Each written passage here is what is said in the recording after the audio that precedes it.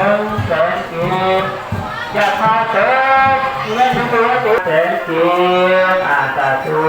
คือในไทยมาติดกับพวกพวกจะลงดูไม่ให้โพสต์พูดของเราของกาเลยนะชาวบ้านพูดถึงพ่อบ้านไปบอกเป็นยุคเด้ออย่าเจ็บอย่าใครเด้อแยกมาจัดฉากน้องแดงตัวมันเดินอะไรเอาแค่ยา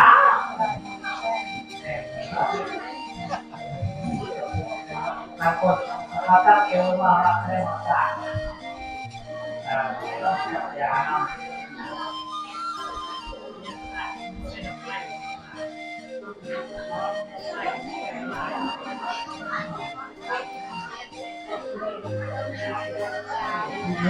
โหดอยาก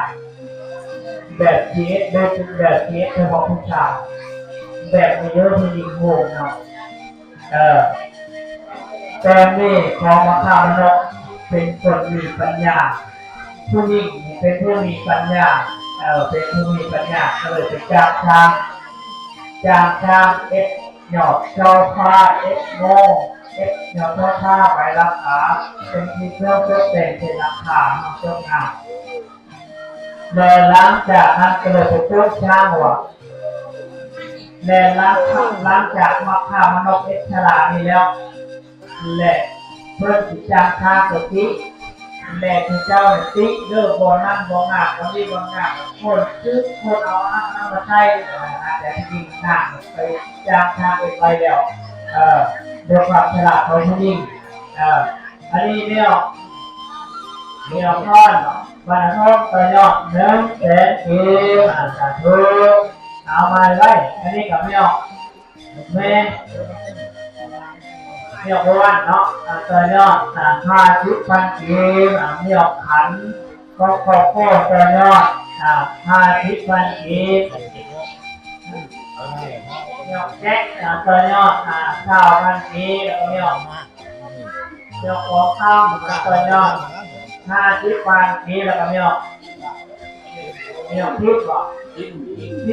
ย์เนาะตัวยอด50,000 กีบสาธุกิจมงคลเดี๋ยวรอขอให้การได้เลยขอได้รับการรับประทานเด้อในวันนี้หลังจากมาพามนุษย์ช่างฉลาดแล้วเราเลยไปจ้างช่างแบบเราไปจ้างมาทำเอาวิชาขอมาพูดนอกโลกเรื่องแบบในช่างวันใดเนาะฉลาดลำนี้ว่าปิ๊กอย่างเดียวบองมีหยอดเท้าผ้าไปราคาไทยท่านบังคับท่านเอาหยอดเท้าผ้าบาราคาไม่ใช่ฉลาดบังคับโดดเด่นที่กว่าเราและที่ฉลองแล้วที่ฉลองพอมอจะเอามาใช้หรอกในช่างเลยบอกนี้พอหน้าทุกธรรมะเหล่าเป็นไว้นี่นะชื่อว่าทางเหล่าแต่หน้าทุกธรรมะที่เป็นมีก็เลยบอกมาทำก็เลยเป็นหาหน้าทุกธรรมะว่าจะได้หยอกเจ้าผ้าไปราคาจะใช้ชาลาจะขอชื่อเราหน้าในว่าก็ขายแต่ว่าให้เอาไปที่ไข่ที่ชื่อแต่ว่าขายแล้วก็จะได้รู้นะเลยย่อเลยย่อเลยต้องขายเลยขายเลยต้องขายเลยย่ออันนี้เนี่ยไข่ละครบางคนจะย่อ100,000 กีบเนี่ยก๊อกจะย่อ50,000 กีบเนี่ยพูดเนี่ยเพื่อนในตัวยอดมีปัจจัย300,000 กีบสาธุพบเนาะ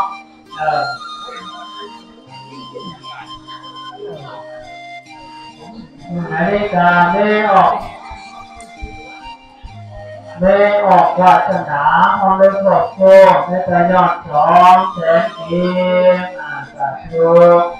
และการไม่ออกสายก้อของเรื่องครอบครัวตัวยอด100,000 กีบสาธุดีแห้งจะใครให้ล้ำชาลาของมาคามนุษย์ และแต่นั่นหมักเลยจำสลากเลยมีเหนียวเจ้าห้าไว้ละการเป็นเครื่องประดับเป็นเครื่องประดับให้เกวัดเดี๋ยวเดี๋ยวเรื่องหน้าหลังจากนี้ทางกันยาแต่ที่กับมีเดียวหลายคนเป็นเจ้าภาพบางคนมีได้บางคนมีได้ส่วนแต่ยังพูดเหรอโอ้แต่กับทุกแต่ว่าจะไม่ได้พูดเป็นเจ้าภาพเลยเอามาพบมาเลยเอามาเชิญเลยจ้างขอดผ่าเอสเทอร์นัมแบบวัตถุเข้าชื่อวัตถุชื่อแทนถอดชื่อเล็กแต่จ้างเป็นขวดเอส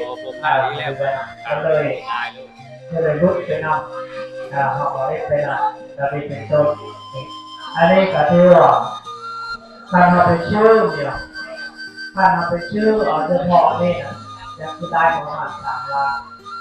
ในวันนี้จ้างเขาที่จ้างเขาเลยขอตัวเอง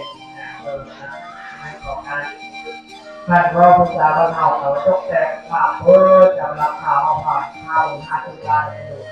อันนี้ก็คือว่าใช้กำลังพอจะไปนับคือ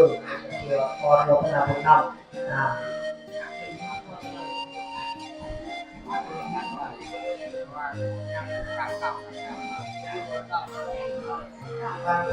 ที่ได้ผมพัฒนาตั้งแต่50 ปี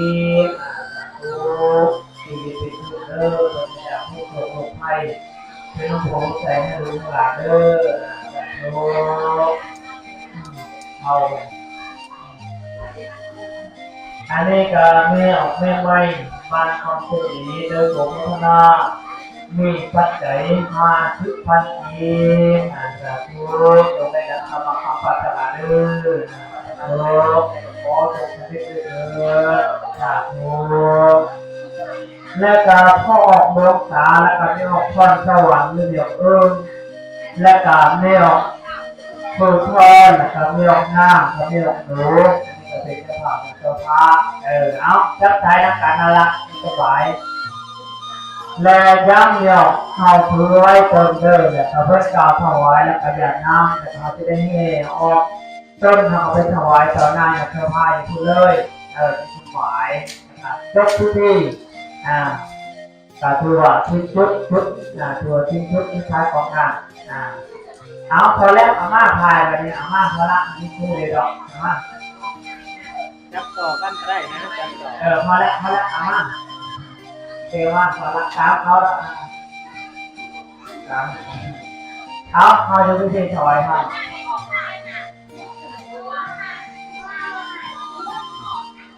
จับต่อกันก็ได้นะจับต่อกันก็ได้ง่ายถ้าทานหน่อยถ้าทานไหนก็ดีที่ผ่าเอาไว้ด้วยที่บอกตั้งใจเพื่อที่ก็ได้ตัวอย่างเขาว่างไว้ก่อน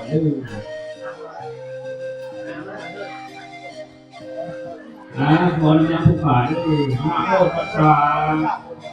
ภะคะวะโตอะระหะโตสัมมาสัมพุทธัสสะนะโมตัสสะภะคะวะโตอะระหะโตสัมมาสัมพุทธัสสะสาธุอิมานิมายังพันเตอิติภัตตานิภัตตานิปัปปาลุขังปัจจยาทานังภิกขุสังฆสสะโอโนสยามาสาธุโนพันเตภิกขุสังโฆอิมานิสาปริวานิปฏิคันหาตุอัมหากังทิขาลกังกาลกัตนังทิกายาสุขายาคาเตข้าภิกษุสงฆ์ผู้เจริญขอหน่อยทั้งหลายขอน้อมถวายเขาบิณฑบาตและพัฒอาหารต้นกระพือเพื่อพระเจ้าทานเพื่อประโยชน์และความสุขขอพระหน่อยทั้งหลายและข้อญาติทั้งหลายสาธุอิมานิมายังพันเตกันนิกานิสัพปริวานิภิกขุสังฆสะโอโรสยามาสาธุพันเตภิกขุสังโฆอิมานิส สาปริวานีปฏิคันหาตุอังคกังพิขาลตังกาลกัตนังพิขายาสุขายาคาเตภาพิกุสงฆ์ผู้เจริญทุกขหน่อยทั้งหลายโอ้น้อมถวายยอดโซภาแด่พระเจ้าอย่างทานเพื่อประโยชน์และความสูงของศรัทธาที่ได้มีสุราถาวรินางขอพระพุทธจงจำขอพระธรรมจงแจ้งเทวดาทุกแห่งแจ้งผัวทีสาวิธานะพัฒโยโหตุสาธุสาธุอนุโมทามิเยี่ยมตีกล้องเลยเด้อ เอาจับเด้อแบบการเช็คอธิษฐานเห็นพอเด้อเอาเอาสาธุสาธุสาธุเอาละแต่ตลอดเลยรอพอ อาคลอดุพิโนดุกายเราจานาวาเจกัสสวะอุเทกุขมังปะกะตังมัญญัง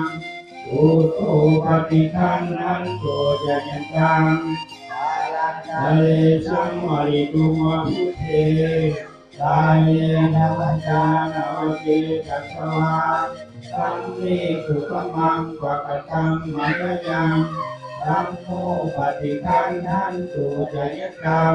กาลันสะเลสังวริตุมาธัมเมกายเยนะวัจจานามุติกัสสวะสังฆีสุขมังปะกะตังมัญญังสังโฆปฏิคันหันตุจะยันตังอารัตเลสังวริตุมาสังฆีสาธุ เอาโอกาสต่อไปก็ตั้งชื่อพรจากนามเด้อมาทึกเอาอย่างนองเด้อเอาขอโอกาสครูบาอาจารย์